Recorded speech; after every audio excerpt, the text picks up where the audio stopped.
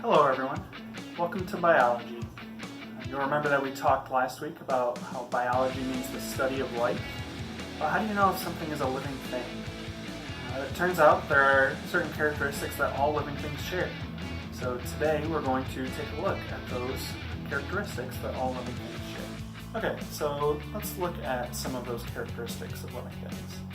The first one we're going to talk about is that living things have to be made up of one or more cells. These cells are the building blocks of living things. So if you're not made of at least one or more cells, you can't be considered a living thing.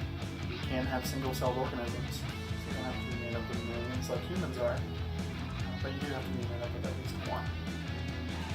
The next characteristic we're going to look at is that all living organisms can reproduce. So there's two main types of reproduction that we're going to talk about this year. It's sexual and asexual. Sexual is what you think of when you think of reproduction, especially in animals.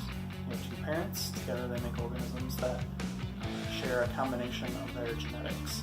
Asexual reproduction is where there's one parent, the offspring are essentially clones of the parent.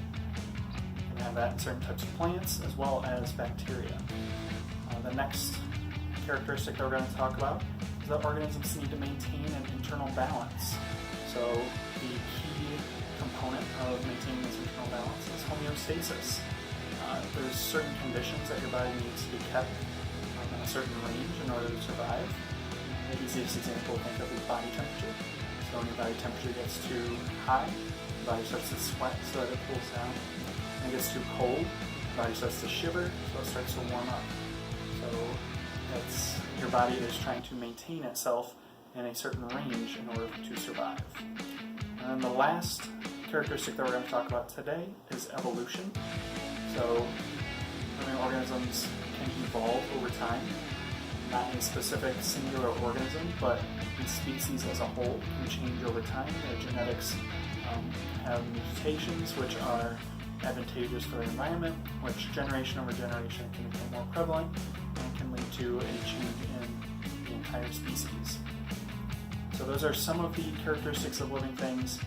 We'll talk about the rest in the next video in this series.